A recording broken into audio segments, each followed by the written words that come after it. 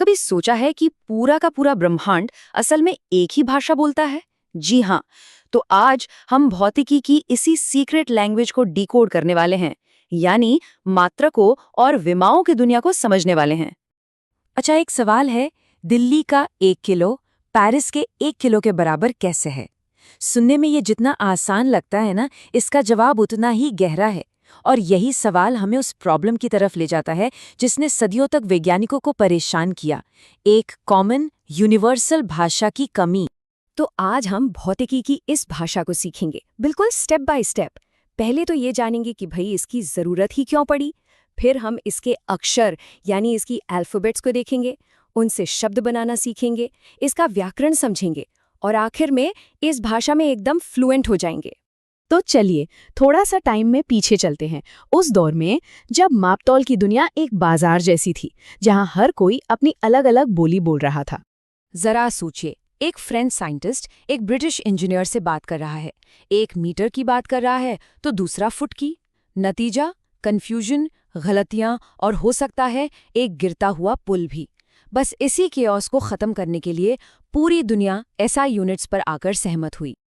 अब आते हैं इस भाषा की जड़ पर, इसकी वर्णमाला पर। यकीन करना थोड़ा मुश्किल है, लेकिन भौतिकी का ये जो पूरा का पूरा संसार है ना, वो सिर्फ 7 अक्षरों पर टिका हुआ है। ये जो स्क्रीन पर दिख रहा है, ये सिर्फ एक टेबल नहीं है। ये समझिए कि ये भौतिकी का डीएनए है। ये 7 मूल मात्रक ही वो पिलर्स हैं जिन पर साइंस की पूरी इमारत खड़ी है। चलिए एक एक करके इनसे मिलते हैं। Metre, kilogram, second, kelvin, ampere, candela और मोल। ये हैं वो 7 सुपर हीरोज। ब्रह्मांड में ऐसी कोई भी चीज नहीं है जिसे मापा जा सके और वो इन 7 से मिलकर न बनी हो। ठीक है, तो हमारे पास अक्षर तो आ गए। अब क्या? अब हम बनाएंगे शब्द। भौतिकी की दुनिया में इन शब्दों को हम कहते हैं व्युत्पन्न मात्रक या डिराइव्ड यूनिट्स। देखिए, इसकी परिभाषा बहुत सीधी है। जब हम अपने इन 7 मूल अक्षरों को गुणा या भाग करके नए शब्द बनाते हैं, तो बस उन्हीं को व्युत्पन्न मात्रक कहा जाता है। चलिए बल यानी फोर्स का उदाहरण देखते हैं। इसका फॉर्मूला है द्रव्यमान गुणा त्वरण।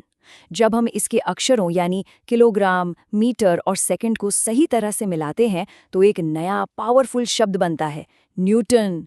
है ना कमाल की बात? और ये कहानी सिर्फ बल पर खत्म नहीं होती। एरिया, स्पीड, वर्क, ये सब भी हमारी उसी 7 अक्षरों वाली वर्णमाला से बने हुए अलग अलग शब्द ही तो हैं। शब्द बनाना तो आ गया, पर हम जो वाक्य बना रहे हैं वो सही भी है या नहीं?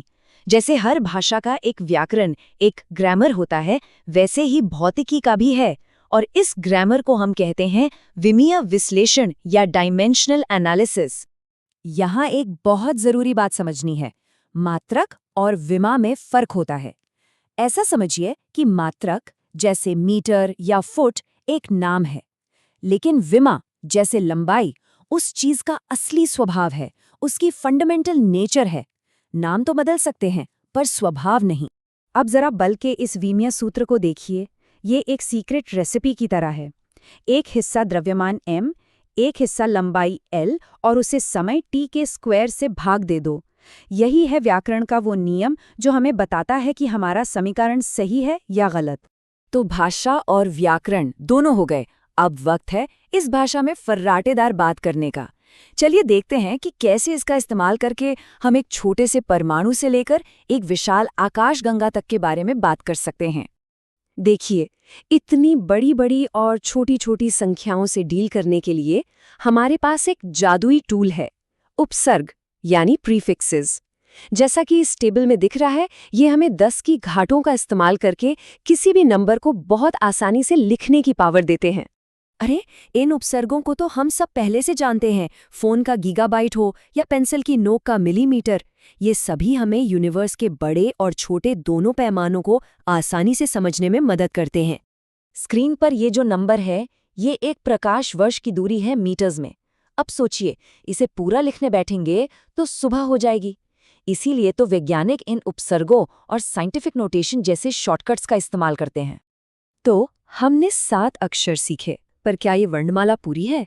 क्या ब्रह्मांड में कोई ऐसी भी चीज है जिसे मापने के लिए हमें एक 8वें, 9वें या शायद 10वें अक्षर की जरूरत पड़े? देखिए, विज्ञान की कहानी अभी खत्म नहीं हुई है। सोचने वाली बात है ना।